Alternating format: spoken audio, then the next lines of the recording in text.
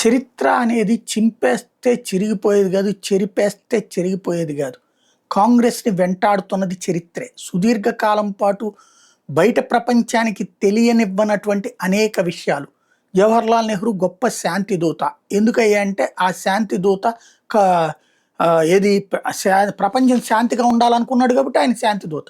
ఈ శాంతి దూత గారు చైనాకి భూభాగాన్ని ఇచ్చేశాడు, బర్మాకి భూభాగాన్ని ఇచ్చేశాడు, అట్లాగే పాకిస్తాన్‌కి భూభాగాన్ని ఇచ్చేశాడు.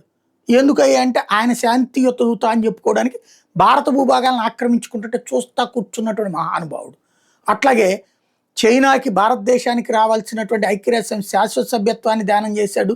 లేకపోతే భారతదేశానికి ఆ రోజుల్లో లభించేటటువంటి అన్ని బెనిఫిట్స్‌ని దూరం చేసినటువంటి మహానుభావుడు. ఇందులో ప్రధానమైనటువంటి లెక్క చూసుకుంటే ఏదైతే రష్యాతో ఆ రోజున పర్మనెంట్‌గా యుఎన్ఎస్ సీట్ వస్తానంటే దాన్ని వద్దన్నాడు. అట్లాగే nuclear weapons technology America transfer చేస్తానంటే వద్దన్నాడు.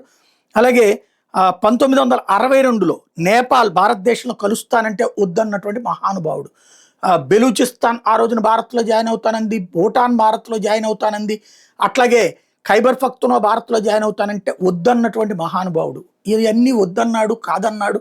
అదేదో తన సొంత ఆస్తిని ఏదో కాపాడుకోవడానన్నట్టు చేసుకొచ్చుకున్నాడు. ఇప్పుడు ఇవన్నీ భారతీయ జనతా పార్టీ గతంలో విమర్శలకి తోడు ఇప్పుడు జవహర్లాల్ నెహ్రూ ఉపన్యాసాలకు సంబంధించినటువంటి అంశాలు బయటకు వస్తున్నాయి.